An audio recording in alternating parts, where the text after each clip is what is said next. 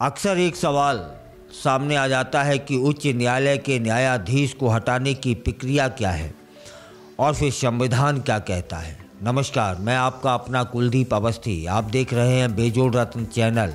आज हम बात करने जा रहे हैं भारतीय न्यायपालिका से जुड़ी एक बेहद महत्वपूर्ण प्रक्रिया की।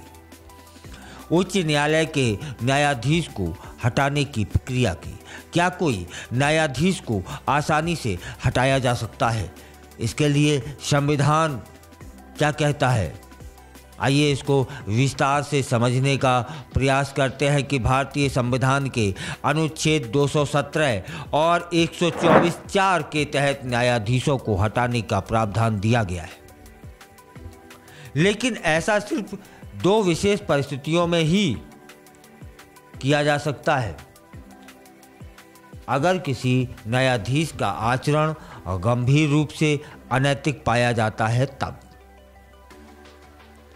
अगर कोई न्यायाधीश मानसिक या शारीरिक रूप से अपने कर्तव्यों का पालन करने में अक्षम हो जाता है तब। अब सवाल यह उठता है कि अगर किसी न्यायाधीश पर गंभीर आरोप लगे तो उसे कैसे हटाया जाता है? इसकी प्रक्रिया बेहद जटिल और सख्त होती है। इसके लिए संसद में एक इम्पीचमेंट प्रक्रिया चलाई जाती है, जो ऐसे होती है। आवेदन पत्र दिया जाता है। संसद के किसी भी सदन में न्यायाधीश को हटाने का नोटिस दिया जा सकता है।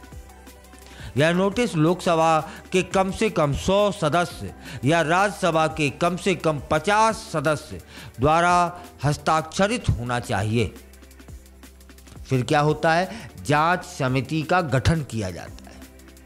नोटिस प्राप्त होने के बाद सभापति या अध्यक्ष एक 3 सदस्यीय जांच समिति का गठन करते हैं और उस समिति में सुप्रीम कोर्ट के एक न्यायाधीश होते हैं, उच्च न्यायालय के एक मुख्य न्यायाधीश होते हैं और एक प्रतिष्ठित न्यायविद भी होते हैं।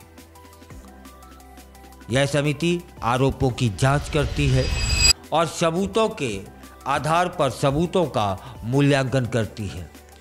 अगर आरोप सही पाए जाते हैं तब फिर समिति एक रिपोर्ट तैयार करती है और उसे संसद को सौंप देती है।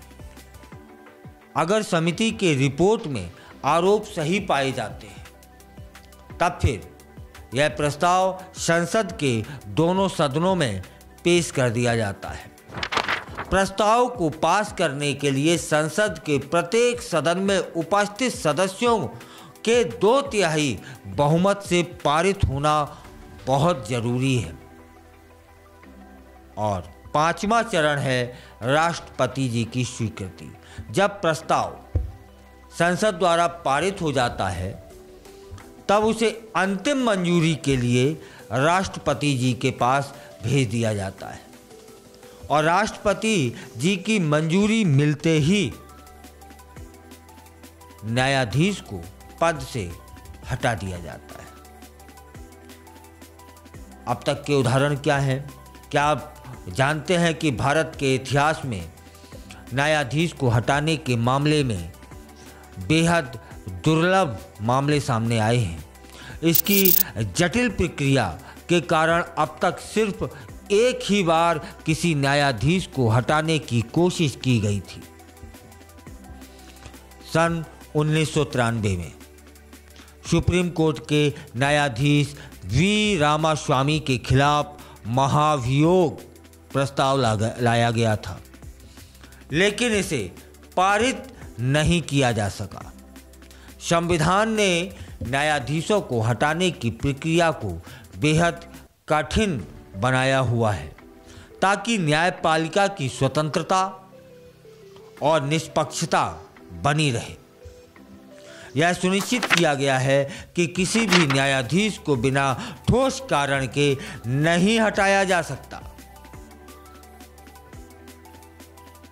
तब यह थी उच्च न्यायालय के न्यायाधीश को हटाने की प्रक्रिया पर हमारी खास जानकारी।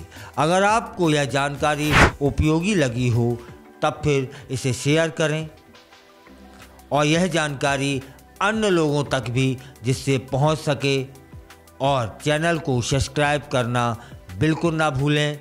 मैं हूं आपका अपना कुलदीप अवस्थी और यह खास रिपोर्ट आपके लिए बनाई थी योगानंद श्रीवास्तव।